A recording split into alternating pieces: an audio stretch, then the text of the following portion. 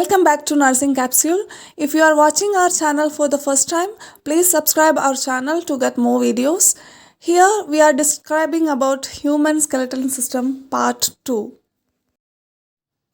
For descriptive purpose, skeletal system is classified into two. They are axial skeleton and appendicular skeleton. The axial skeleton consists of skull, ribcage, vertebral column. The appendicular skeleton consists of shoulder girdle, upper limbs, pelvic girdle, and lower limbs. Have a look at the skull. Skull bones are divided into two, cranial and facial bones. The cranial bones are one frontal bone, two parietal bones, two temporal bones, one occipital bone, one sphenoid bone, and one ethmoid bone. The facial bones are two zygomatic bones, one maxilla, two nasal bones, two lacrimal bones, one vomer, two palatine bones, two inferior conchae, and one mandible. Frontal bone. This is the bone of the forehead. It forms part of the orbital cavities or eye sockets and the prominent ridges above the eyes, the supraorbital margins.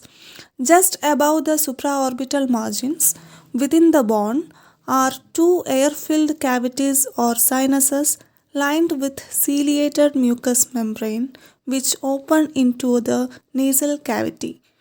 The coronal suture joins the frontal and parietal bones, and other fibrous joints are formed with the sphenoid, zygomatic, lacrimal, nasal, and ethmoid bones. Parietal bones. These bones form the sides and roof of the skull.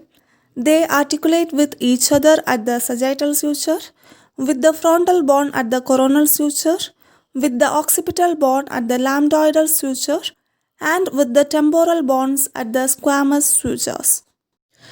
Temporal bones. These bones lie one on each side of the head and form fibrous immovable joints with the parietal, occipital, sphenoid, and zygomatic bones. Each temporal bone has several important features. The squamous part is the thin, fan-shaped area that articulates with the parietal bone. The zygomatic process articulates with the zygomatic bone to form the zygomatic arch. The mastoid part contains the mastoid process, a thickened region easily felt behind the ear. The temporal bone articulates with the mandible at the temporomandibular joint, the only movable joint of the skull. The styloid process projects from the lower process of the temporal bone and supports the hyoid bone and muscles associated with the tongue and pharynx. Occipital bone. This bone forms the back of the head and part of the base of the skull. It has immovable fibrous joints with the parietal, temporal, and sphenoid bones. The concavity of the occipital bone is occupied by the occipital lobes of the cerebrum and by the cerebellum.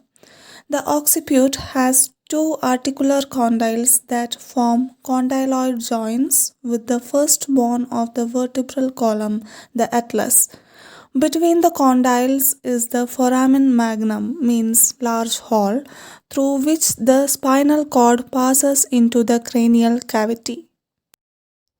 Sphenoid bone. This bone occupies the middle portion of the base of the skull and it articulates with the occipital, temporal, parietal, and frontal bones. On the superior surface in the middle of the bone is a little saddle-shaped depression called the hypophyseal fossa, in which the pituitary gland rests. The body of the bone contains some fairly large air sinuses lined with ciliated mucous membrane with openings into the nasal cavity. Ethmoid bone.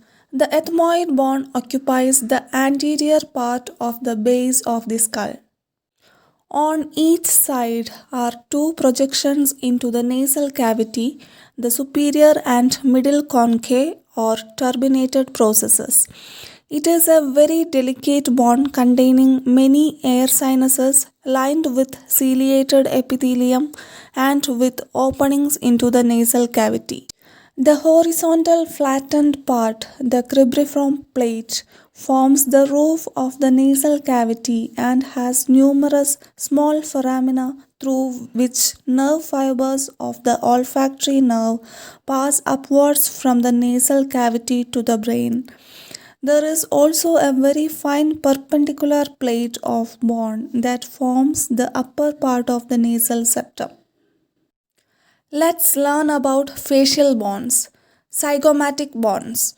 The zygomatic bond originates as two bonds that fuse before birth. They form the prominences of the cheeks and part of the floor and lateral walls of the orbital cavities.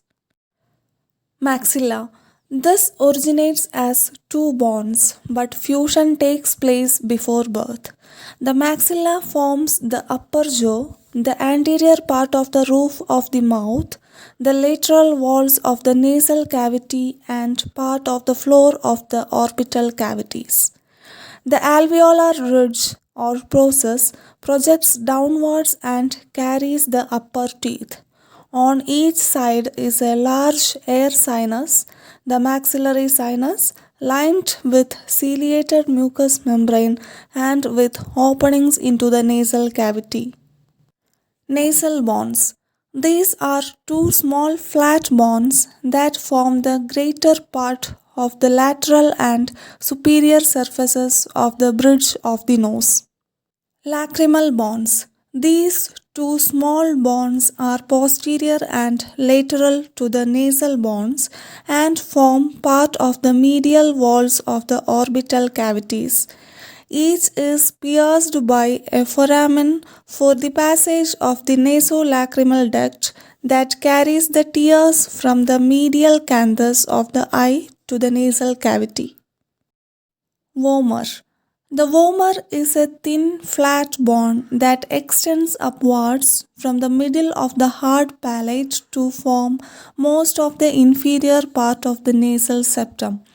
Superiorly, it articulates with the perpendicular plate of the ethmoid bone.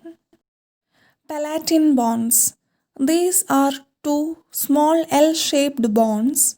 The horizontal parts unite to form the posterior part of the hard palate, and the perpendicular parts project upwards to form part of the lateral walls of the nasal cavity. Inferior concha. Each concha is a scroll-shaped bone which forms part of the lateral wall of the nasal cavity and projects into it below the middle concha. The concha collectively increase the surface area in the nasal cavity, allowing inspired air to be warmed and humidified more effectively. Mandible. This is the lower jaw, the only movable bone of the skull. It originates as two parts that unite at the midline. At the upper end, the bone divides into the condylar process, which articulates with the temporal bone to form the temporomandibular joint, and the coronoid process, which gives attachment to muscles and ligaments that close the jaw.